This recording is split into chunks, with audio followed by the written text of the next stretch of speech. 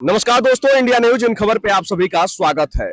देश में लोकसभा चुनाव है, लेकिन आज का युवा किधर जा रहा है? न देश की बात होती है, न राष्ट्र की बात होती है, न ही सरकार की बात होती है, और जैसे ही कोई नई योजना आती है तो उसका विरोध शुरू हो जाता है। अभी हम लोग दिल्ली के सेंट्रल पार्क में हैं। अब देखिए इधर का नजारा आप देखेंगे ना तो हर तरफ लोगों की भीड़ लगी हुई है। कहीं कोई शॉर्ट वीडियो बना रहा है, कहीं कोई कमर लचका रहा है और कहीं कोई रील बना रहा है।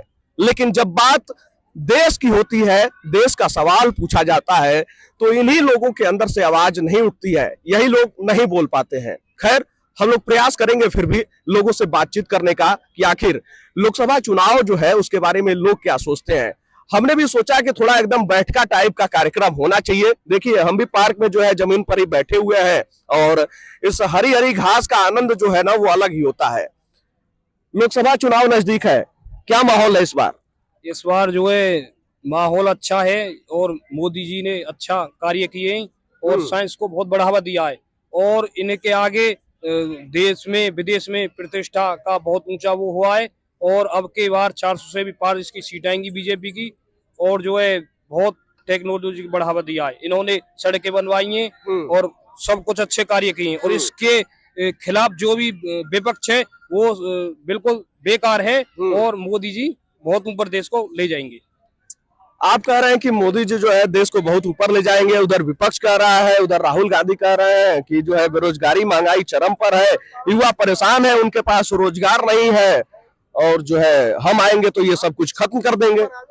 नहीं, ऐसा कुछ नहीं है। उनका सब जो है ये बहकाने वाला वो है और मोदी जी जो कहते हैं वो करते हैं और मोदी जी बिल्कुल अच्छे वो है लीडर है। चलिए, क्या लगता है लोकसभा चुनाव एकदम सर पर है, चुनाव की तारीखें भी अब सामने आ गई हैं, कौन जीत रहा है? मोदी जी जीत रहे हैं, इसमें कोई संशय ही नहीं है। हैट्रिक लगाएंगे, 400 पार जाएंगे। कैसे हैट्रिक लगा देंगे भाई? हैट्रिक कैसे लगाएंगे? लोगों को जो आम लोगों को जो मोदी सरकार की योजना का लाभ मिलेगा, इस स्तर पे मोदी जी हैट्रिक लगा रहे हैं। कौन सी ऐसी योजना है जिसके भरोसे आप कह रहे हैं कि मोदी जी हैट्रिक लगा रहे हैं?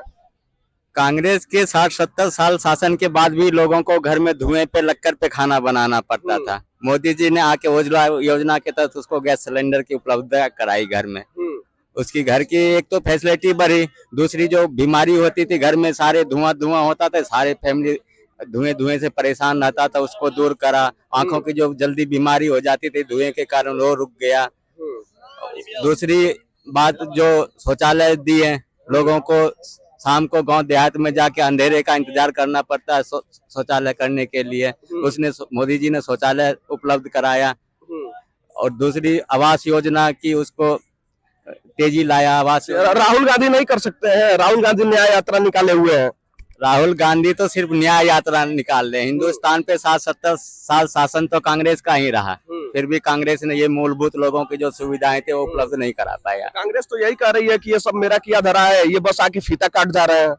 फीता काट रहे हैं तो लोगों को जो सामूहिक विकास है उसका फीता काटने का तो बात कर रहे हैं। लोग जो पर्सनल जो विकास दिया है मोदी जी ने, सिलेंडर दिया, शौचालय दिया, आवास दिया, राशन दे रहे हैं, उसमें कौन सा फीता काट रहे हैं मोदी जी? चलिए, तो जनता से ही पूछते हैं, अब देखते हैं कि किनके हलक से आवाज निकलती है। क्या लगता है लोकसभा चुनाव सर पर है, कौन जीत रहा है? मोदी जी। मोदी जी। मोदी जी। क्यों? अरे उन्होंने दिया, गैस दिया सबको निःशुल्क, तमाम सारे काम कर रहे हैं, वैकेंसी दे रहे हैं, रोजगार दे रहे हैं, और क्या सारी उपलब्धियां हैं ना मोदी जी की। तो राहुल गांधी कह रहे हैं कि बेरोजगारी महंगाई चरम पर है, हम आएंगे तो ये सब मिटा देंगे। रोजगार है, महंगाई तो हमेशा बढ़ेगी, कुछ ना कुछ तो महंगाई बढ़ेगी, उसमें मोदी जी क्या कर सकते हैं? हर चीज महंगा हो रहा है तो उससे क्या मतलब? रोजगार है ना, आदमी कमा भी तो रहा है। चलिए आइए आगे बढ़ते हैं, लोगों से जानते हैं। जब बात बेरोजगारी महंगाई और घर की हो रही है, गृह मंत्रालय आप ही लोगों के पास होता है। लोग कह रहे हैं कि जो है सिलेंडर महंगा हो गया, महंगाई है, बेरोजगारी है, क्या लगता है प्रभाव पड़ता है? बहुत ज्यादा महंगाई है अभी। लेकिन बट अभी ठीक है। अभी ठीक है। क्या देश में किसकी सरकार? मोदी सरकार आनी चाहिए। तो फिर आप कह रही है महंगाई भी है, फिर कह रही है मोदी सरकार। बीच में तो बहुत ज्यादा महंगाई पड़ी थी ना, अभी तो चलो ठीक है, लेकिन हम लोग के घर चलाने के लिए अभी लग रहा है थोड़ा और सस्ता होना चाहिए। और सस्ता होना चाहिए। डीजल पेट्रोल अभी सस्ता हुआ है। अब गृह मंत्रालय तो जान लिया गया, लेकिन रोजमर्रा की जो खर्चे हैं उसमें से पेट्रोल और डीजल सबसे प्रमुख रूप से है। क्या लगता है कितना प्रभाव पड़ेगा इन सब चीजों का? देखिए प्रभाव तो पड़ेगा ही, थोड़ा बहुत अगर राहत मिल जाएगी तो बहुत अच्छी बात है।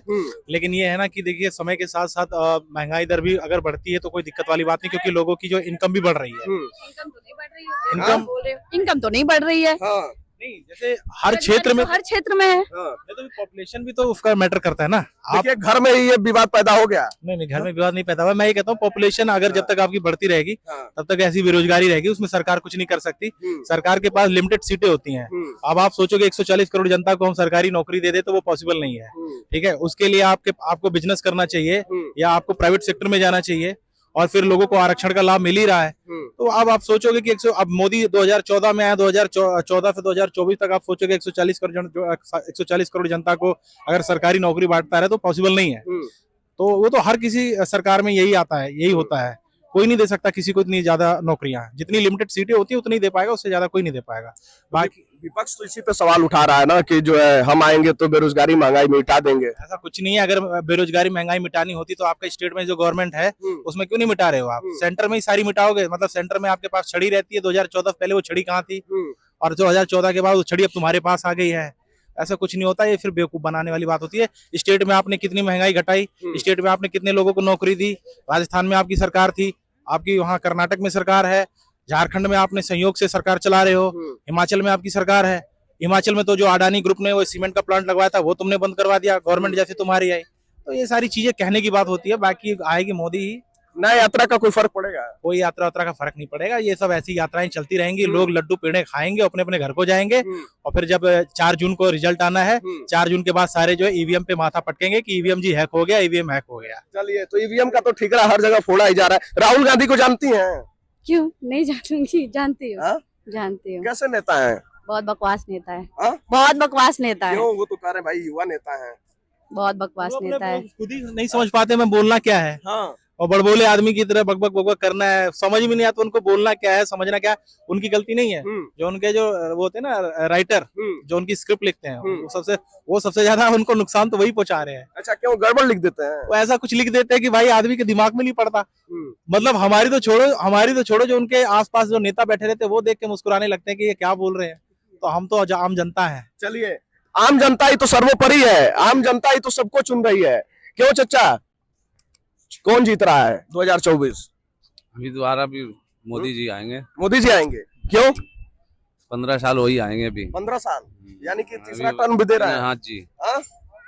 चलिए, और भी लोगों से जानते हैं कि आखिर 2024 में कौन कमाल कर पाएगा और किसके हाथ में देश की सत्ता जाएगी। देखिए, यहाँ का ये आप नजारा देख पा रहे होंगे। आज छुट्टी का भी दिन है, भैया जो है आराम फरमा रहे हैं। लोकसभा चुनाव एकदम सर पर है, तारीख का ऐलान भी हो गया है। कौन जीत रहा है? सर अभी कुछ कह नहीं सकते जी। तो बाद में पता चलेगा जी। तो भी आप लग तो रहा होगा ना मजबूत है इस टाइम। कौन सी? सभी पार्टी मजबूत है, इसका ना मजबूत है। जो अच्छा काम करेगी वो जीतेगी।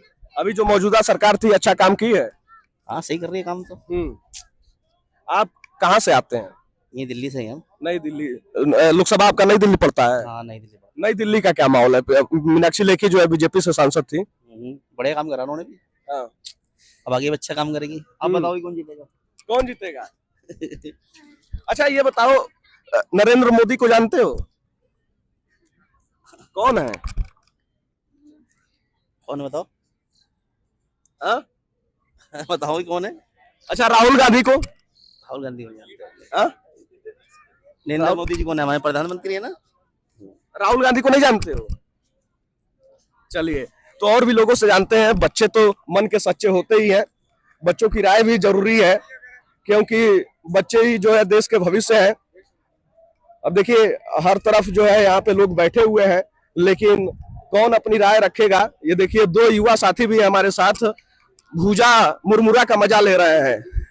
चुनाव एकदम सर पर है, कौन जीत रहा है? आई डोंट नो भाई। हाँ? भाई मोदी? हाँ। क्यों?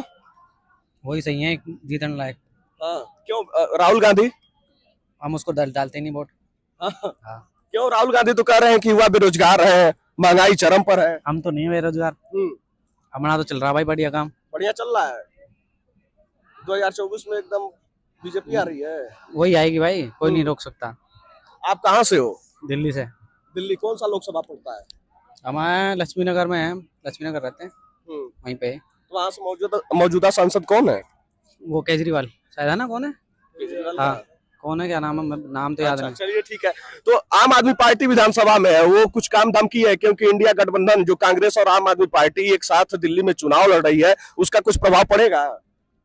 भाई पढ़ना तो सबको ही चाहिए, सब पढ़ेगा, सब पे ही पढ़ेगा, थोड़ा थोड़ा तो सब पे ही पड़ता है, चाहे कोई भी जीते वो तो, चाहे केजरीवाल जीते चाहे मोदी जीते, सब पे ही होता है वो थोड़ा बहुत तो। चलिए। सभी करते हैं। और भी लोगों से जानेंगे कि क्या है उनकी राय। क्या लगता है भैया, लोकसभा चुनाव नजदीक है, कौन जीतेगा? भैया मैं तो न्यूट्रल हूँ और यही चाहूंगा कि बस सरकारें आएंगी और जाएंगी, पर ये देश चलना चाहिए। सर आप तो एकदम राजनीति वाला भाषा बोल दिए भाई। हाँ? ये तो अटल बिहारी वाजपेयी जी का डायलॉग है, तो हमने हाँ। बोल दिया, और इसके आगे क्या ही बोले। लेकिन मारे एकदम चश्मा उस्मा लगा के जो है बैठे हुए हैं, धूप का मजा ले रहे हैं। हाँ बस संडे है तो हाँ। आज छुट्टी है ऑफिस से, तो फिर सोचा थोड़ा घूम लिया जाए। नहीं, संडे है तो एकदम जो आप पंक्तियां बोले हैं अटल बिहारी वाजपेयी जी की, लगता है कि राजनीति में रुचि रखते हैं। नहीं, रुचि नहीं रखता मैं ऑफिशियल बंदा हूँ, ऑफिस में काम करने वाला। तो ऑफिस वाले राजनीति में जानकारी नहीं रखते हैं? रखते हैं, पर ऐसा कहा जाता है ना, अगर आप सरकारी महकमे में चले जाओ तो फिर आपको न्यूट्रल रहना चाहिए। अच्छा, किसी सरकार के पक्ष विपक्ष में ना ही बोलने तो कब कौन आ जाए कोई नहीं जानता। सही बात है। अभी तो फिलहाल आएगा तो मोदी। देखिए यहाँ पे आप न्यूट्रल नहीं रहे। चलिए, माहौल है माहौल वाली बात है ना। हाँ, वैसे कहाँ से आते हैं आप? मैं बरेली से हूँ। बरेली, उत्तर प्रदेश से। उत्तर प्रदेश में क्या माहौल है? उत्तर प्रदेश में क्या माहौल है?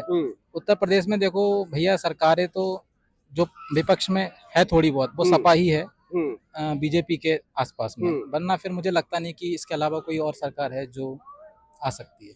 चलिए, तो उत्तर प्रदेश की बात की है तो इंडिया गठबंधन वहां भी बन गया है। 17 सीटों पे कांग्रेस और 63 सीटों पर जो है समाजवादी पार्टी चुनाव लड़ रही है, जिसमें से एक सीट भदोही की टीएमसी को दी जा चुकी है।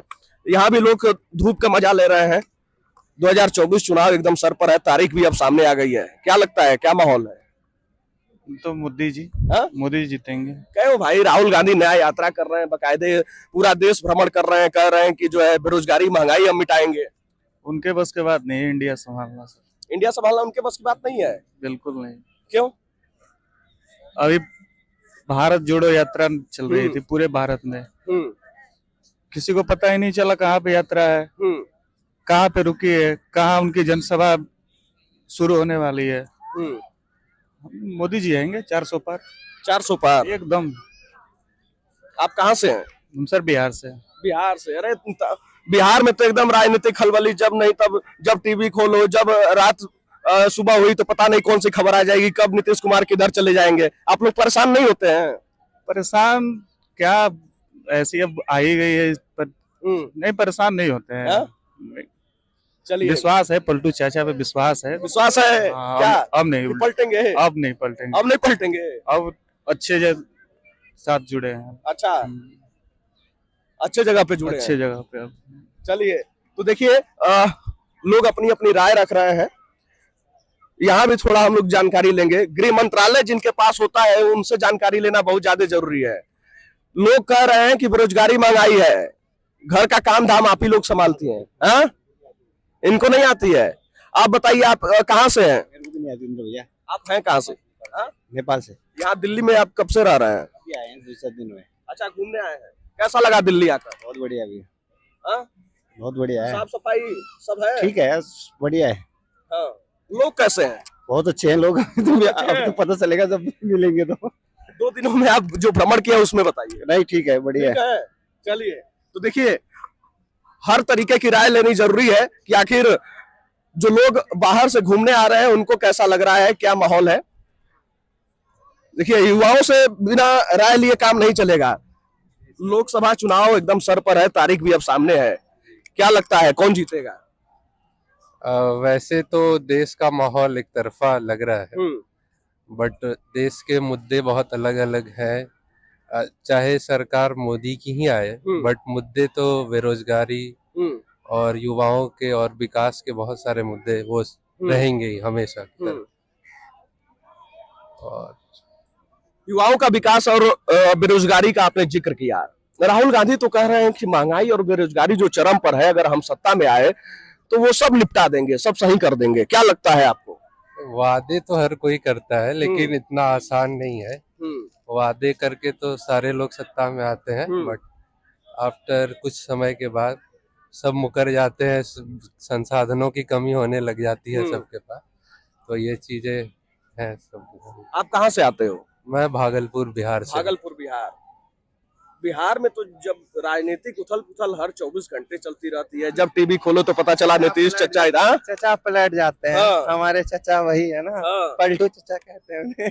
तो पलटू चचा क्या लगता है, इस बार पलटेंगे कि जो है इस बार रुके रहेंगे? पर्सनली मैं बता सकता हूँ क्योंकि शिक्षा से जुड़ा हुआ या यूपीएससी की तैयारी कर रहा हूँ, तो मेरे को पर्सनली अगर देखा जाए तो मुझे तेजस्वी जी अच्छे लगते हैं, क्योंकि अभी अगर प्रेजेंट में देखिएगा आप, यूपी से लेकर बिहार, अगर यूपी और बिहार की तुलना की जाए वर्तमान में, तो जैसे मैंने 2-3 एग्जाम्स दिए हैं, तो अभी कहीं ना कहीं देखिएगा आप, तो यूपी वाले एग्जाम तो करवा ले रहे हैं लेकिन कहीं ना कहीं पेपर लीक हो जाते हैं। अभी वर्तमान में सबसे बड़ी वैकेंसी दी यूपीपी की, मैं खुद गया पर्सनली, लखनऊ मेरा सेंटर पड़ा, इतना खर्च करके किसी तरह गया, और मतलब पेपर देने के बाद मैं जैसे ही मैं वापसी आ रहा था, मुझे पता चला कि मतलब पेपर कैंसिल। ये क्या है? मतलब इतना तैयारी करने के बाद आप अगर पर्सनली देखिएगा, घंटों घंटों मेहनत करते हैं, 2 महीना 3 महीना मैंने जम के मेहनत किया था उस पेपर के लिए कि किसी तरह रोजगार मिल जाए। अनसर्टिनिटी बहुत है, कहीं पे भी रोजगार मिले, लेकिन क्या हो रहा है, अभी आरओ का पेपर दे के आए, वो भी कैंसिल हो गया।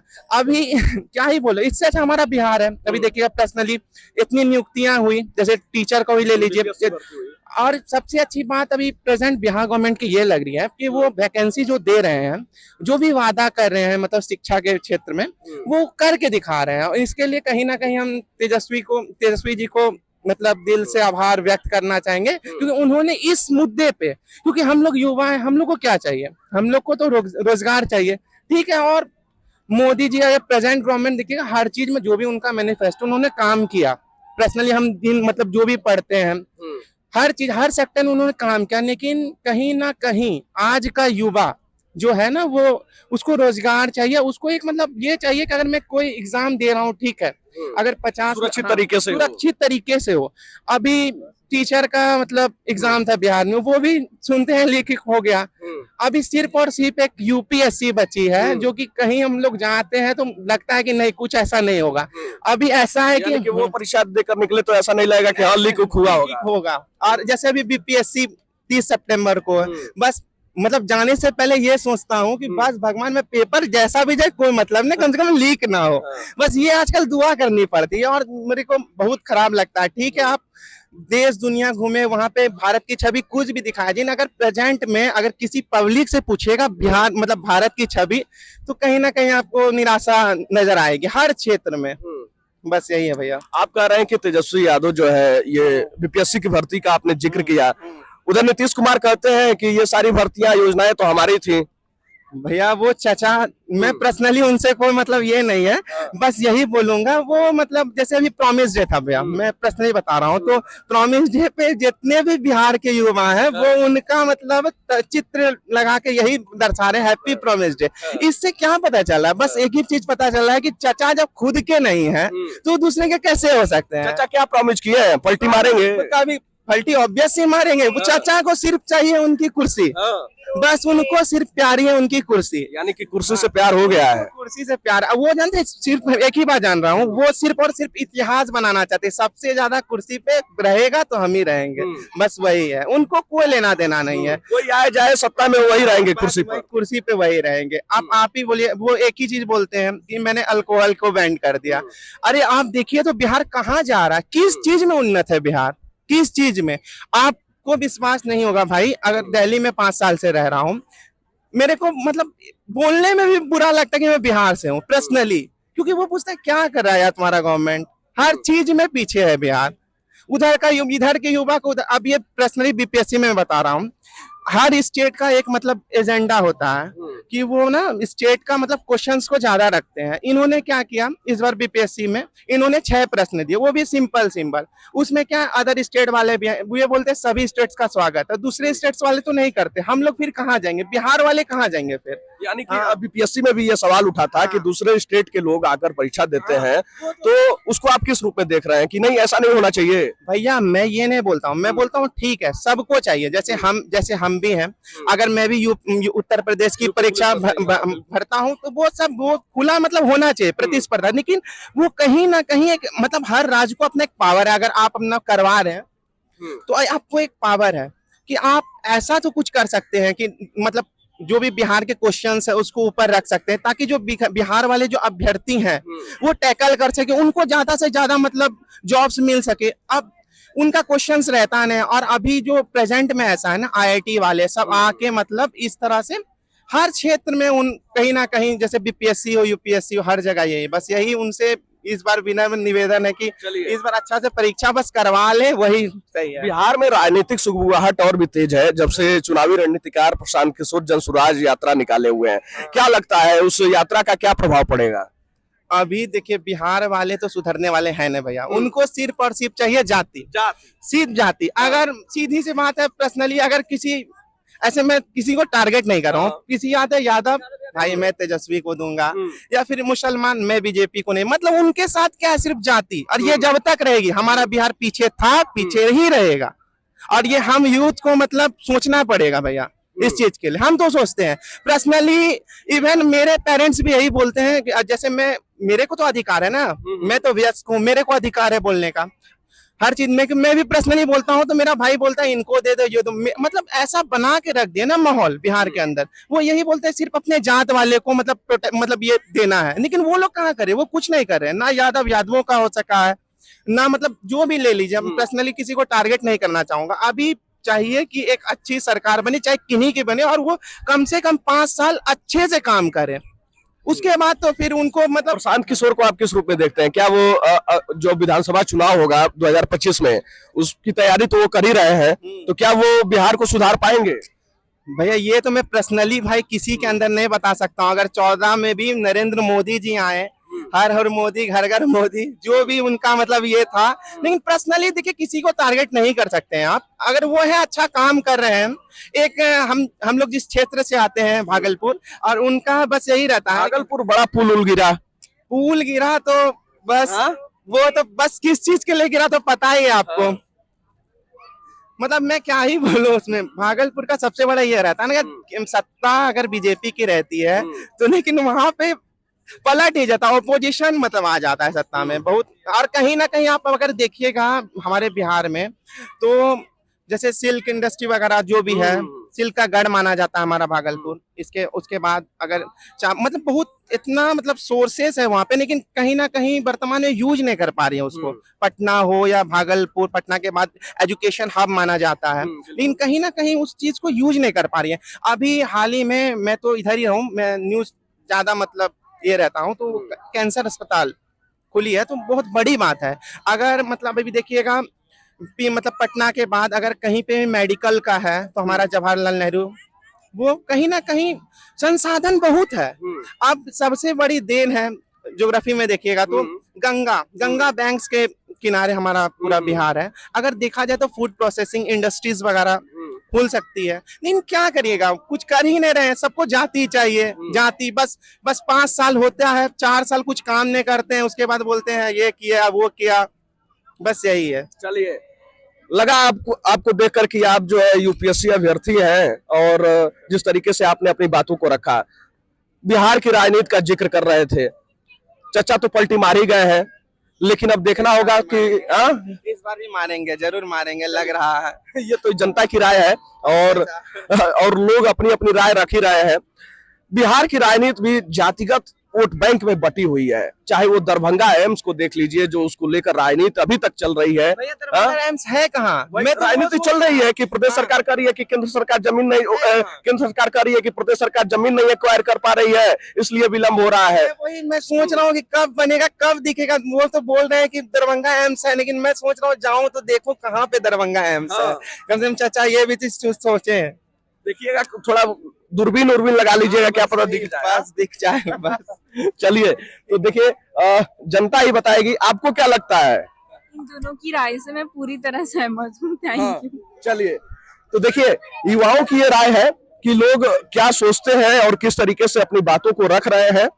खैर, जनता ही सर्वोपरि है। अब 4 जून को नतीजे आपके सामने होंगे। देश में 7 चरणों में चुनाव होने हैं। यूपी और बिहार में भी 7 चरणों में ही चुनाव संपन्न होंगे। 4 जून को आपको पता लग जाएगा कि देश की कुर्सी पर कौन बैठने वाला है। क्या एक बार फिर एनडीए की ही सरकार आएगी या फिर इंडिया गठबंधन हावी होता हुआ नजर आएगा। तब तक आपकी क्या राय है? आप अपनी राय कमेंट बॉक्स में हमारे साथ जरूर साझा कीजिएगा।